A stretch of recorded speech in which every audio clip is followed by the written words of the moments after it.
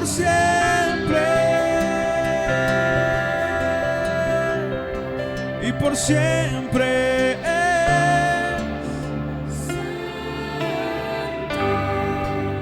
Santo por siempre.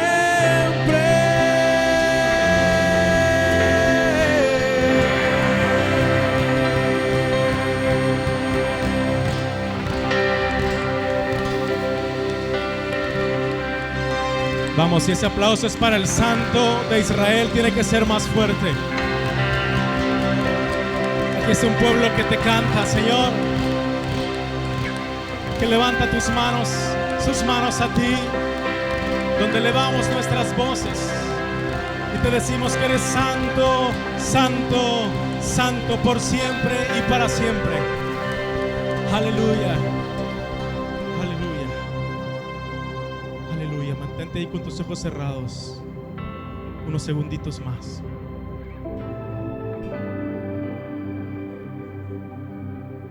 Mientras cantábamos esta alabanza, yo me imaginaba al Señor sentado sobre su trono, escuchando a un pueblo que le canta al Rey. Dice la palabra de Dios que cuando su pueblo le alaba, Él desciende en la alabanza de su pueblo. Por lo tanto, podemos creer que la presencia de Dios está en medio de nosotros. Y no importa qué tan grande sea tu problema, no importa qué tan grande sea tu aflicción, no importa qué tan grande sea tu enfermedad, no importa cuán terrible sea lo que estés pasando, hay uno que está sobre poderes, sobre dominios, sobre principados, sobre potestades, sobre enfermedad. Aquel que fue clavado en la cruz, que bajó y tomó las llaves del infierno y de la muerte, pero al tercer día esa tumba quedó vacía y el Señor se levantó con poder. Él es el Santo de santos, el Santo por siempre. Y te tengo una buena noticia: Él está con nosotros en este día, en medio de este lugar, en esta mañana. Alábalo y bendícelo y créelo en tu corazón. Cree en tu corazón que Él está aquí. Él está aquí, hermano. Y eso es lo que importa. Su presencia es lo único indispensable en nuestra vida. Amén. ¿Por qué no saludas ahí al que está a tu lado y le dices: me gustó escucharte alabar a Dios?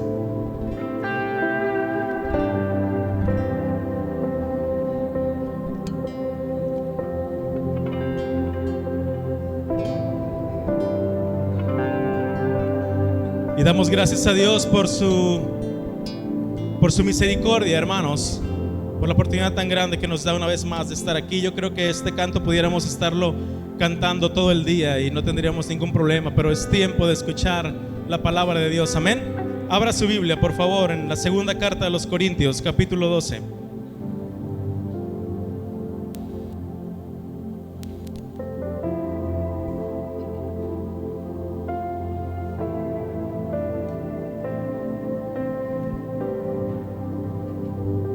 Segunda de Corintios capítulo 12. Y vamos a leer desde el versículo 2 al 10. Cuando lo tenga puede decir amén.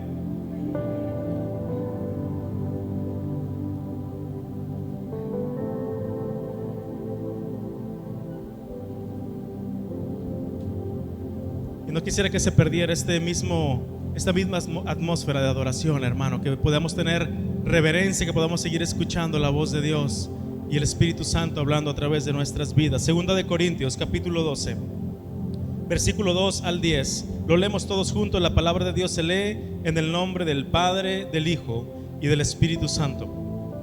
Conozco a un hombre en Cristo que hace 14 años, si en el cuerpo no lo sé, si fuera del cuerpo no lo sé, Dios lo sabe, fue arrebatado hasta el tercer cielo. Y conozco al tal hombre, si en el cuerpo o fuera del cuerpo no lo sé, Dios lo sabe, que fue arrebatado al paraíso, donde oyó palabras inefables que no le es dado al hombre expresar. De tal hombre me gloriaré, pero de mí mismo en nada me gloriaré, sino en mis debilidades. Sin embargo, si quisiera gloriarme, no sería insensato, porque diría la verdad, pero lo dejo para que nadie piense de mí más de lo que en mí ve u oye de mí.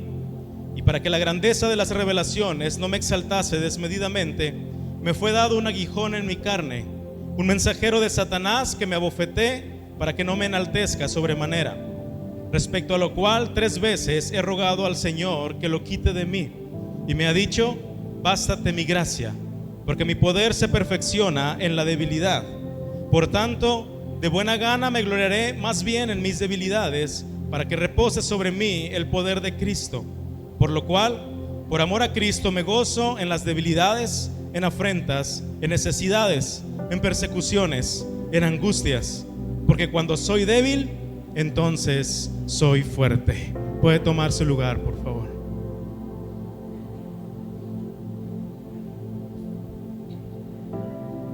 La gracia de Dios es uno de los temas más importantes para el cristiano, pero al mismo tiempo es uno de los más ignorados. La gracia es el regalo más hermoso que Dios nos pudo haber dado. Sin embargo, a muchas personas les parece insuficiente. Pero a veces somos tan simples, hermanos, somos tan simples que ignoramos que la gracia de Dios para nosotros tiene un nombre y se llama Jesucristo. Pero hay tantas expresiones, hermanos, incluso dentro del pueblo de Dios, que nos indican que no hemos comprendido a cabalidad este tema. Y podemos decir, hemos escuchado, podemos decir nosotros mismos: hermano, ¿cómo está? Pues aquí, sobreviviendo por la gracia de Dios. Y lo decimos con un pesar, con una tristeza en el corazón, como si la gracia de Dios fuera lo más bajo, como si fuera un premio de consolación, como si fuera una frase autocompasiva, como si fuera insuficiente y únicamente nos quedara eso y fuera lo último que tuviéramos.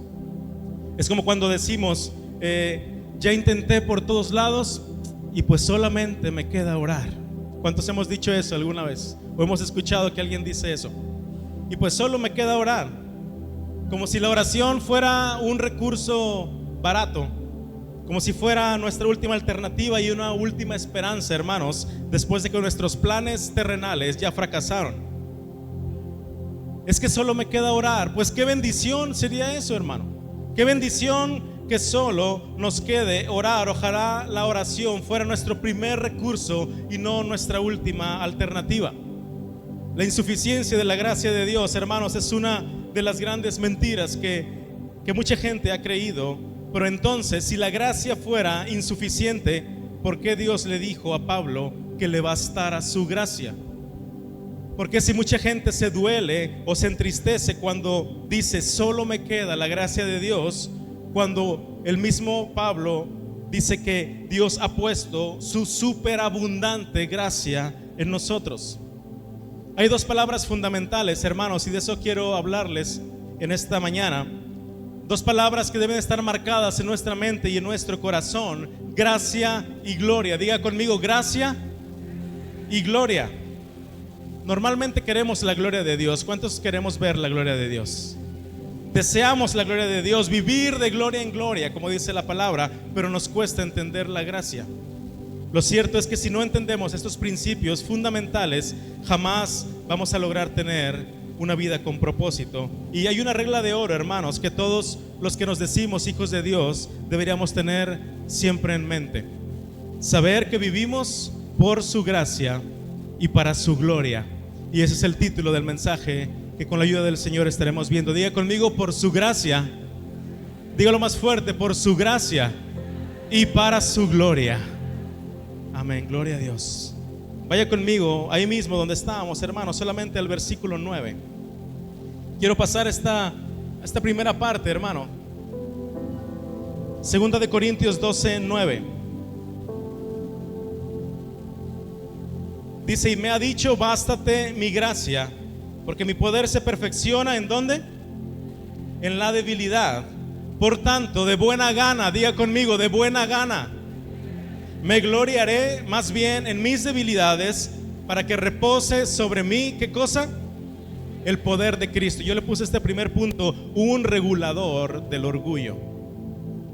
Un regulador del orgullo. Si había alguien que entendió perfectamente la gracia de Dios, hermanos, y que puede ser un excelente maestro para nosotros, es el apóstol Pablo. En muchos pasajes nos damos cuenta que Pablo siempre tenía presente que no merecía nada. Siempre tuvo presente que lo mucho o poco que tenía y hacía para la obra de Dios era por gracia, era por su gracia. Y la respuesta o su respuesta a la gracia era la humildad. Y todos estos principios de vida los podemos aprender del apóstol Pablo. La respuesta de Pablo a la gracia de Dios siempre fue la humildad. Él siempre se consideraba como alguien inmerecedor de lo que Dios le había dado. En la primera carta a los Corintios escribió: porque yo soy el más pequeño de los apóstoles, que no soy digno ni siquiera de ser llamado apóstol, porque perseguí a la iglesia de Dios. Él siempre tenía esto presente en su corazón. En su primera carta a Timoteo le dijo: palabra fiel y digna de ser recibida por todos, que Cristo Jesús vino al mundo para salvar a los pecadores. Complete ahí, ¿qué dice? De los cuales yo soy, diga yo soy el primero.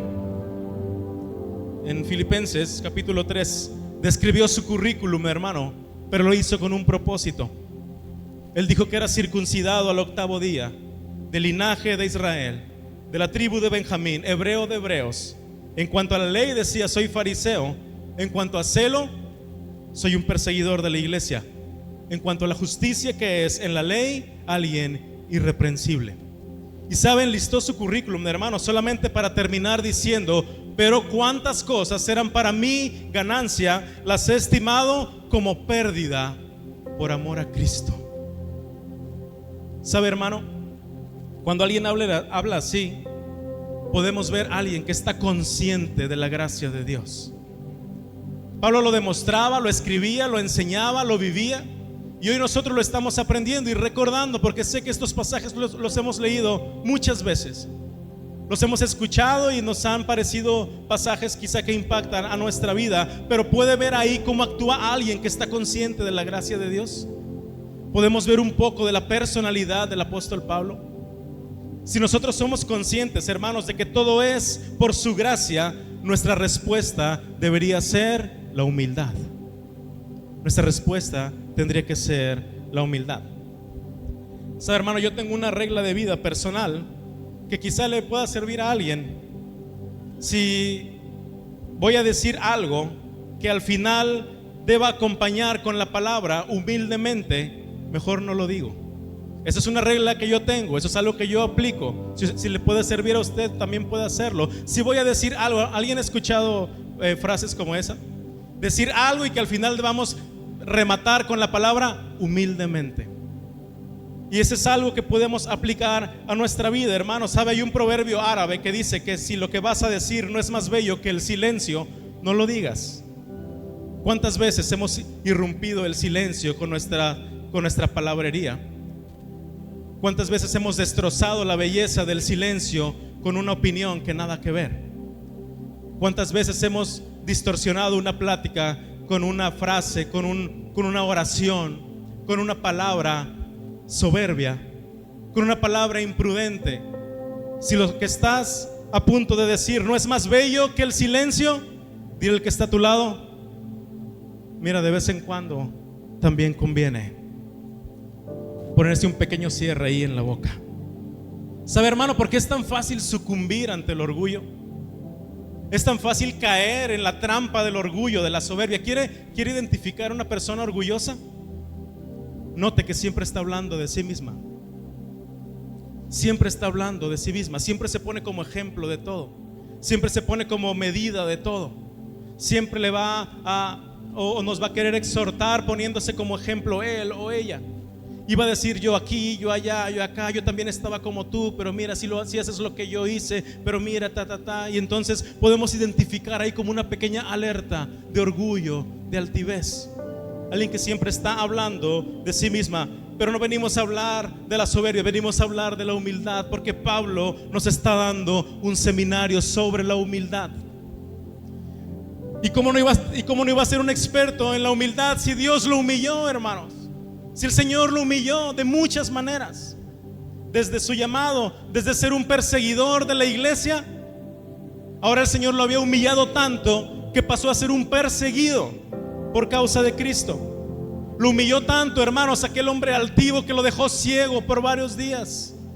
En su llamado tuvo que ir alguien a orar por él, y todavía se le dijo que iba a padecer, que le iba a mostrar el Señor cuánto le era necesario padecer por causa de Cristo. Bueno, hermanos, y para rematar todavía, con una humillación más grande a su humanidad, a su ego, a su orgullo, el Señor le cambió su nombre.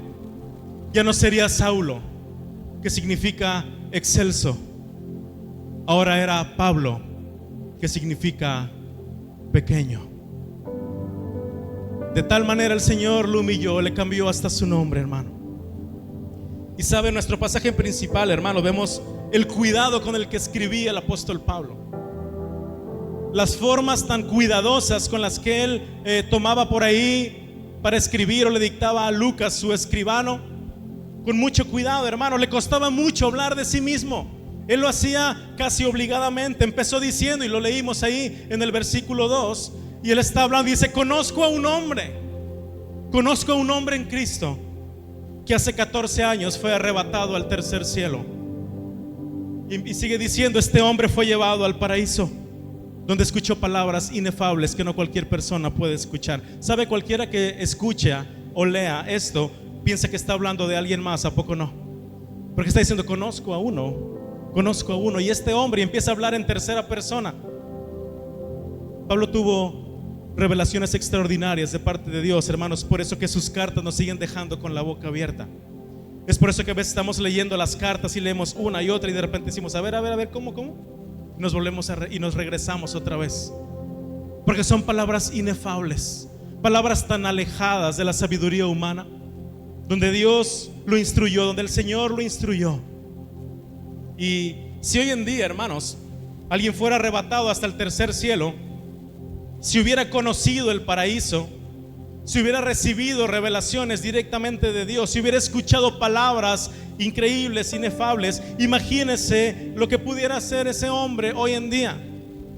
Cuántos libros, cuántas publicaciones, cuántos podcasts, cuántos estadios llenos alrededor de todo el mundo, una gira mundial donde íbamos a escuchar al gran hombre de Dios que fue arrebatado al tercer cielo, que había conocido el paraíso, que escuchó palabras directamente de Dios y que había regresado a la tierra con vida. Imagínese cuánto costarían esos boletos. Imagínese cómo se llenarían los lugares, los auditorios alrededor de todo el mundo, hermanos. Y esa persona hoy en día iniciaría quizás sus conferencias más o menos así: sí, miren, yo fui arrebatado al tercer cielo, conocí el paraíso, escuché revelaciones directamente de Dios, humildemente. ¿Ya entendió el significado de la palabra humildemente al final de la frase? ¿Por qué, hermano? Pero Pablo esperó 14 años. ¿Usted pudiera vivir 14 años sin contarle a nadie que el Señor lo arrebató al tercer cielo?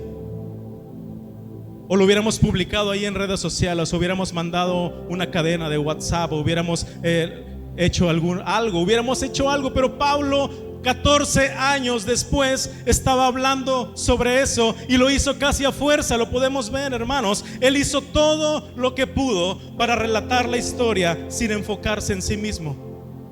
Y prosigue diciendo en el versículo 7: y para que la grandeza de las revelaciones no me exaltase desmedidamente. Ahí podemos notar que empieza a referirse un poco a sí mismo, porque va a hablar de algo específico. Dice: para que la grandeza de esas revelaciones que yo recibí no me exaltase, no me engrandecieran desmedidamente. ¿Me fue dado qué?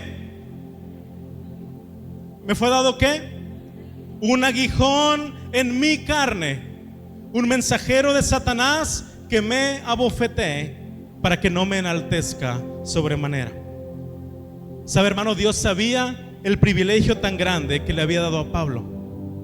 Dios sabía la información tan valiosa que le había confiado, que no a cualquier persona se le hubiera dado. Información, revelación, tantas cosas que al día de hoy todavía nos siguen deslumbrando. Y Dios sabía que que le había dado algo muy valioso a Pablo. Dios sabía lo que le había confiado en sus manos, pero Dios le puso algo que yo llamo un regulador del orgullo. Un regulador del orgullo. Algo que le recordara cada día de su vida que no dejaba de ser un hombre terrenal y que dependía totalmente de la gracia de Dios. Un aguijón en la carne, hermanos. Y luego sigue diciendo, un mensajero de Satanás que venía y lo golpeaba, que lo abofeteaba. Normalmente, ¿para qué son esas cachetadas? O abofetear a alguien, como para que despierte, ¿no? De repente así como, a ver, necesito ahí como unas cachetaditas. A ver, necesito salir de este shock, necesito que alguien me aterrice. Entonces venía este aguijón, venía este mensajero de Satanás y lo abofeteaba y le recordaba algo en su humanidad que lo aterrizaba y no lo dejaba marearse con todo lo que Dios le había dado. ¿Cuántas veces nos habremos mareado en la vida, hermanos? Hablando de esta situación de la humildad y el orgullo, ¿cuántas veces nos habremos mareado? Hay frase, ¿verdad? Alguien que se sube a un ladrillo y ¿qué? Y se marea. A nosotros el Señor nos habrá confiado tales revelaciones como al apóstol Pablo. Entonces, ¿por qué nos mareamos? Entonces, ¿de qué podemos creernos? ¿Qué te distingue? ¿Qué te distingue? Escribía el mismo apóstol Pablo. ¿Qué te distingue? ¿Cuál es tu habilidad? ¿Cuál es tu cualidad? Si lo que tienes el Señor te lo dio, y si Él no te lo hubiera dado, no serías absolutamente nada. ¿Qué es lo que nos distingue, hermanos? ¿Sabe? Pablo no estaba inmune al peligro del orgullo, y nosotros tampoco lo estamos. Por eso Dios le puso un regulador de su orgullo. Por eso, hermanos, una de las verdades que debemos tener clavadas, marcadas en el corazón, es que nosotros no somos nada y que todo es por su gracia. Todo es por su gracia. El otro día platicaba por ahí con Chava y con Sandra y les decía, ¿cuál será el aguijón? Nuestro aguijón. ¿Cuál será su aguijón? ¿Cuál será ese mensajero de Satanás que viene y nos abofetea? ¿Cuál será ese aguijón que viene y nos aterriza? ¿Qué dirá el mensaje de Satanás para nuestras vidas y que nos recuerde lo miserables que somos sin Dios? Que nos recuerda que no somos absolutamente nada, hermano. ¿Sabe? Satanás tuvo el permiso para afligir a Pablo. Y Satanás no obra con propósitos. Él lo hizo con malicia para dañarlo. Satanás, cada cosa que viene y pone en su vida y en mi vida es para dañarnos, hermano. Es para robar, para matar, para destruir.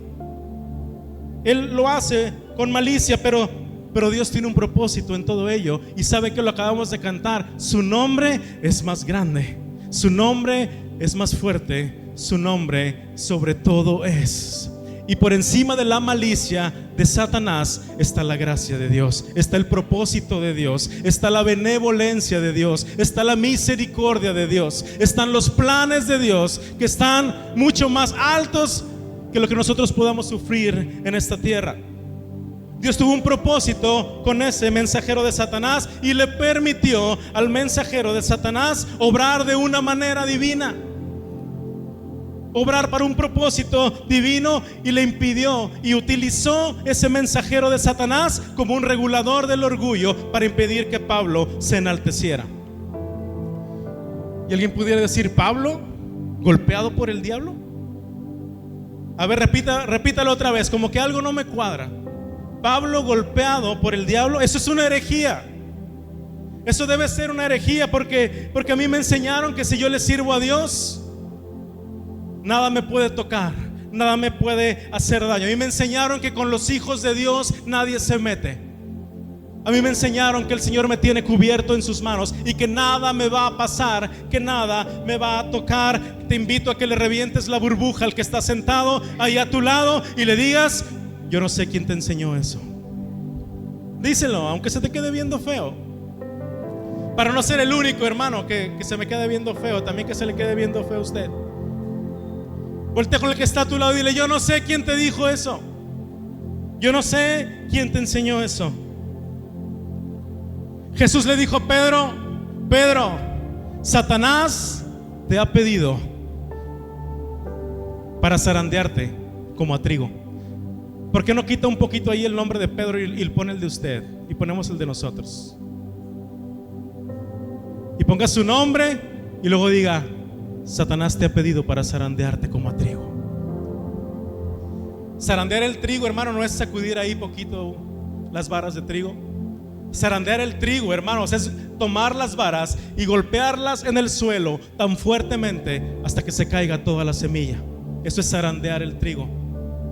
Y le dijo: Pedro, Satanás te ha pedido para zarandearte como a trigo. Pero no te preocupes, tú eres mi chiqueado y nadie te puede tocar. Muchos quisieran que eso dijera la Biblia, pero hay una distancia muy grande entre eso y lo que dijo nuestro Señor Jesucristo. Pero yo he rogado al Padre para que tu fe no falte. Imagínense cómo se sintió Pedro cuando dijo eso. Que le dijera: ángel, Satanás te ha pedido para zarandearte como a trigo. Noé, Angélica, Rosy, Pedro, para zarandearte como a trigo. Pero no te voy a evitar el castigo, pero no te voy a evitar el mal trago. Lo siento, el camino de Dios así es. Pero ¿sabes qué? Hay un sumo sacerdote en el cielo que intercede por nosotros. Cuando estamos desfalleciendo, cuando sentimos que no podemos más, de repente viene una mano y nos levanta. Es la gracia de Dios. Es el sumo sacerdote en los cielos que se compadece de nosotros. Y a pesar de que muchas veces somos zarandeados como trigo, somos golpeados como esas varas en el suelo tan fuertemente y no sabemos cómo nos vamos a levantar, viene la gracia de Dios y nos levanta y nos dice: no temas, yo te ayudo, no estás solo, no vas a pelear solo, yo estoy contigo todos los días de tu vida. Esa es la gracia de Dios, hermano. Pablo había orado mucho para que Dios le quitara ese aguijón. Imagínense la cara de Pablo cuando apareció por primera vez este aguijón en su vida, en su cuerpo. Imagínense, seguramente dijo: esto no es problema, simplemente voy a ponerlo en oración al Señor. Yo les he dicho, he visto tantos milagros, he orado por tanta gente, se han sanado tantos enfermos. Voy a hacer lo que les digo a las iglesias en mis cartas. Yo les he dicho que oren sin cesar, entonces voy a orar. Yo les he dicho que la oración de fe va a sanar al enfermo, entonces voy a orar para que esa fe pueda sanarme en el nombre de Jesús. Yo les he enseñado que no se afanen por nada, sino que sean conocidas sus peticiones delante de Dios. Entonces voy a hacer lo que le he dicho a tanta gente. Voy a traer mis peticiones y les voy a presentar delante de Dios. Y yo sé que esa oración me va a sanar. Yo sé que esa oración va a hacer algo en mí, pues lo he visto en miles de personas, lo he visto en cientos de personas. He levantado, he hablado, he enseñado tantas veces esto que no veo por qué el Señor no pueda hacerlo en mí mismo, hermano. Pero sabe lo frustrante que puede ser dar consejos a otros y que de repente hay una situación en nuestra vida que no podamos resolver. ¿Sabe lo difícil que puede ser animar a otros o vivir animando a otros y que de repente a nosotros nos venga el desánimo? ¿Sabe lo difícil que puede ser ayudar a levantar a tantas personas y de repente nosotros vernos en el suelo? ¿A cuánto nos ha pasado eso? Diga conmigo: hola, aguijón. Hola, aguijón. Y Pablo lo estaba sufriendo en carne propia. Les he dicho tantas veces que oren, que traigan sus peticiones, pero a mí no me contesta el Señor. Les he dicho que no se afanen, pero yo ya le rogué 3 veces que me sane, que lo quite de mí, y me ha dicho que no. Hoy me toca animar a los hermanos del grupo familiar, pero yo estoy en el suelo. Hoy me toca predicar la palabra, pero ¿qué les voy a decir si estoy tan golpeado? Hoy acabo de tener una llamada con un hermano, con una hermana, y oré por él y lo animé y el hermano se restauró. Pero a mí, ¿quién me restaura? ¿A mí quién me anima? ¿A mí quién me levanta? Lo frustrante que puede llegar a ser eso. Y yo sé que muchos de los que estamos en este lugar lo hemos experimentado, hermanos. La frustración de poder decir: no es posible que yo pueda ser usado por el Señor, pueda ser usado para alguien más, para bendecir a alguien más, y en mi propia vida esté pasando exactamente lo contrario. Hola, aguijón, un regulador del orgullo, un aguijón en la carne, un mensajero de Satanás que viene y nos abofetea y nos recuerda lo miserables que somos lejos de la gracia de Dios. Le voy a decir algo, hermano, que probablemente le va a retumbar en la cabeza todo el día. Hay cosas en nuestra vida que Dios nunca va a quitar de nosotros porque nos ama. Un amén, gloria a Dios. Hay cosas en nuestra vida que Dios nunca va a quitar de nosotros porque nos ama. También eso puede anotarlo en su libreta, no solamente las cosas que le gustan. ¿Por qué, hermano? Porque ese es el regulador del orgullo. Porque ¿qué sería de nosotros si Dios nos diera todo, hermano? ¿Qué sería de usted sin ese hijo rebelde? ¿Qué sería de mí sin esa enfermedad? ¿Qué sería de alguien sin aquel divorcio? ¿Qué sería de alguien sin que su esposa quiera de las cosas de Dios, sin que su esposo quiera de las cosas de Dios? ¿Qué sería de nosotros sin ese mensajero de Satanás que viene y nos cachetea y nos recuerda y nos dice: tú eres solamente un hombre, tú eres solamente una mujer, hay cosas que no te voy a dar, hay cosas que no voy a arreglar? ¿Por qué? Porque te amo, porque sé que si te lo doy a la primera vas a decir: ¿para qué necesito a Dios? Tengo economía, tengo un buen trabajo, mi familia está perfecta, mis hijos sirven en las cosas de Dios, mi cuerpo está al 100%, no hay ningún problema. Entonces, ¿para qué necesito a Dios? Pero Dios intencionalmente usa ese mensajero de Satanás para venir y recordarnos. ¿Sabe, hermano? Hay una oración que el Señor no le ha contestado, al menos una oración que el Señor nunca le ha contestado y que lo hace orar constantemente. Señor, mis hijos. Señor, mis hijos. Alguien está enfermo y quizá el Señor no lo ha sanado todavía y nos hace orar constantemente: Señor, sáname. Señor, ten misericordia de mí. Alguien que está batallando en su trabajo, alguien que está batallando en casa, un regulador del orgullo, que cuando nos queremos exaltar sobremanera y ver la manera en que el Señor nos usa tan grandemente para su gloria y ver la manera en que el Señor le puede usar con muchas personas, pero de repente viene un mensajero de Satanás que hace que venga y nos tiremos de rodillas y digamos: qué miserable soy sin la presencia de Dios. Yo no soy nada sin Dios, no merezco absolutamente nada. ¿Sabe, hermano? ¿Puede identificar el regulador de su orgullo?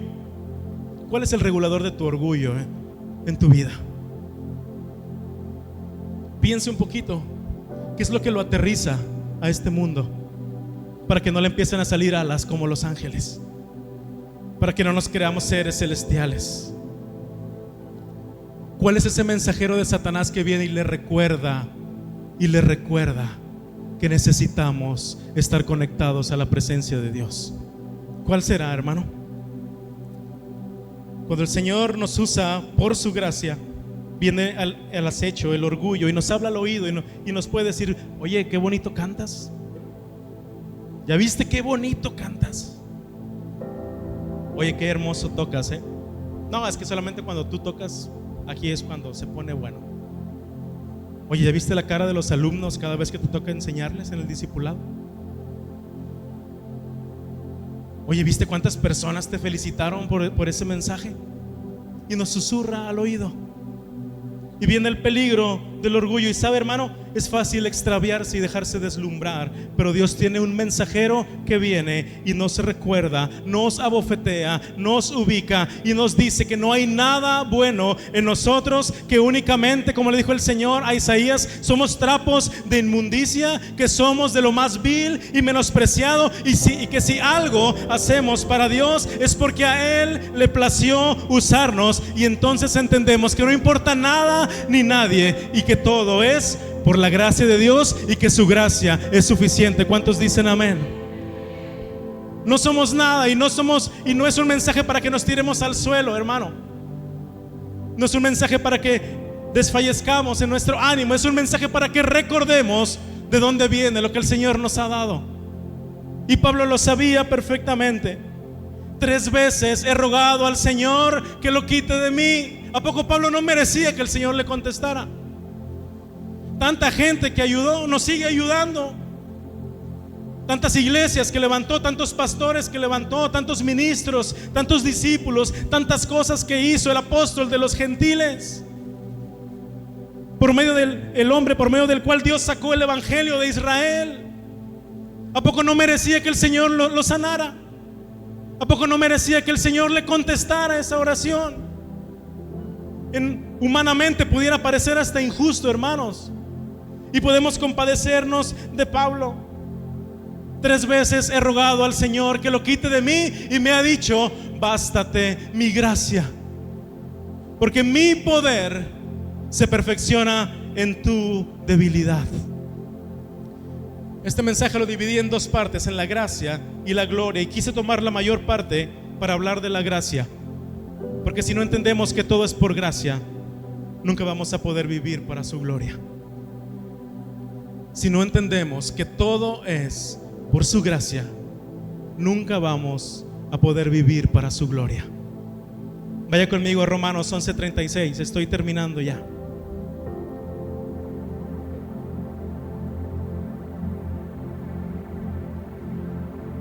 Esta última parte yo le puse: la gracia conduce a la gloria. Romanos 11:36.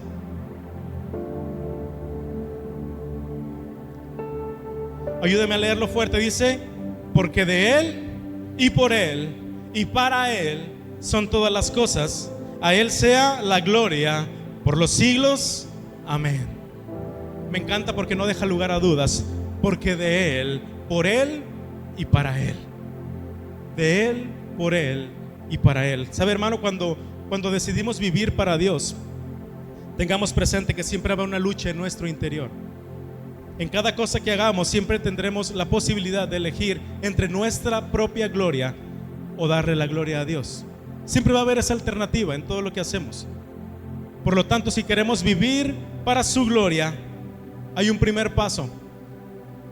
Tenemos que empezar por renunciar a la nuestra. ¿Por qué no puedo vivir para la gloria de Dios? ¿Ya renunciaste a la tuya? ¿Por qué no puedo ver la gloria de Dios? Porque no hay 2 glorias. Porque no se puede mitad y mitad. Porque Dios no comparte su gloria con nadie. Porque Dios no va a usar a alguien que temerariamente se va a adjudicar ese derecho, se va a adjudicar esa gloria y va a decir: no, sí, hermano, pues para la gloria de Dios. Una falsa humildad. Pero humildemente le digo que, pues bueno, el Señor nos usa, ¿verdad? Y pues bueno, aquí estamos sirviendo. Una falsa humildad, hermano. Una humildad disfrazada de soberbia. Personas que buscan intencionalmente la aprobación de otros. Hombres y mujeres que podemos llegar a sucumbir ante el orgullo, incitando a que alguien nos endulce el oído para saber o para entender la manera en que el Señor nos está usando. Solamente hay una gloria, hermano. Solamente hay un trono. Solamente hay un lugar de privilegio. Y le tengo malas noticias: ese ya está ocupado. El Rey de Reyes y el Señor de Señores está sentado en su trono y gobierna sobre todo. Solamente hay un rey. Todos los demás somos sus siervos. Todos los demás somos sus súbditos. Todos los demás decimos: así sea, Señor. Todos los demás le ponemos un candado a la boca, inclinamos nuestra cabeza, nos arrodillamos delante de su majestad y le decimos: a ti sea toda la gloria por los siglos de los siglos. Amén. Hay mucha gente, hermano, que anhela ver la gloria de Dios, que quieren ver la gloria de Dios. Desean que cuando enseñen la gloria de Dios brille, que cuando canten la gloria de Dios ministre, que cuando prediquen la gloria de Dios descienda. Pero muchas veces ese deseo viene por el camino equivocado. Solamente hay un camino hacia la gloria y es la gracia. Por eso la gracia conduce a la gloria. La palabra de Dios dice, les dijo Jesús, así alumbre vuestra luz delante de los hombres, para que vean vuestras buenas obras. Pero ¿qué dice al final? Después de que la gente vea nuestras buenas obras, ¿qué les dice Jesús?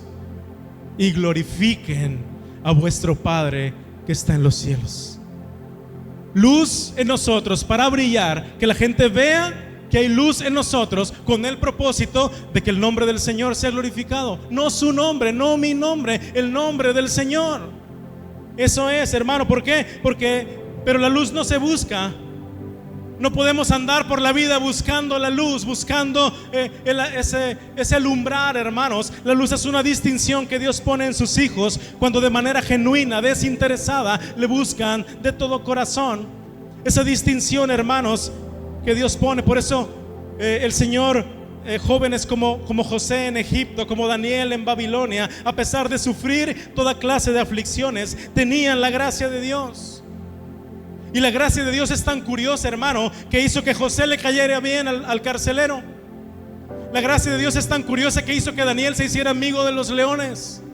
Esa es la gracia de Dios. Y cuando cada uno en su tiempo, en su momento, tuvo la oportunidad de interpretar los sueños de esos reyes, ninguno dudó en atribuir la gloria al Señor. José dijo, no está en mí, no está en mí hacer esto. Dios será el que revele el sueño del faraón. Daniel dijo, yo no puedo hacer absolutamente nada, pero hay un Dios en los cielos que revela los sueños. Lo que acabamos de escuchar en una predicación.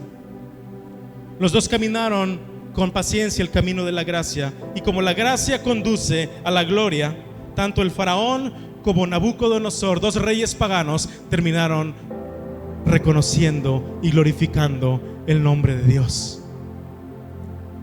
Saulo de Tarso pensaba que iba en el camino a Damasco a seguir persiguiendo cristianos, pero ahí Dios le enseñó otro camino, un camino diferente al de Damasco. Le enseñó el camino de la gracia, y ¿sabe qué? Jamás dejó de andar por ahí. Le quedó tan impregnada la gracia de Dios que tuvo en poco todo lo que tenía, todo lo que sabía y todo lo que era, y terminó diciendo, por tanto, de buena gana me gloriaré más bien en mis debilidades, porque sabía Pablo que solamente en sus debilidades iba a reposar sobre él el poder del Señor. Y decía, por lo cual por amor a Cristo me gozo. Me gozo en debilidades, en afrentas, en persecuciones, en necesidades, en angustias, porque cuando soy débil, entonces soy fuerte. Me conviene ser débil, me conviene sentirme débil, me conviene verme débil, porque solamente en los débiles se manifiesta el poder de Dios. Pero hay gente, hermanos, que esconde sus debilidades. La única manera de ver el poder de Dios o la gloria de Dios en nuestra vida es aceptando nuestras debilidades. Pero hay personas que quieren parecer fuertes y autosuficientes. Pero el verdadero creyente se goza en cada aflicción, en cada necesidad, y se alegra porque sabe que entonces cuando hay debilidad viene un manto de gracia que lo cubre y lo hace fuerte para seguir transitando el camino de la fe.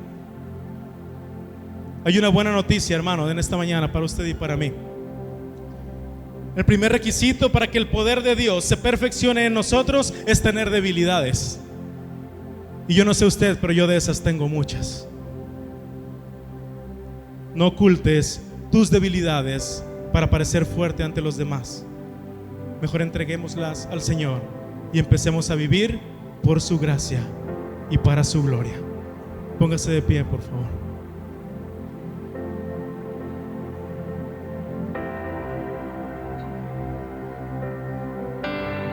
Quisiera que cerrara sus ojos ahí en su lugar.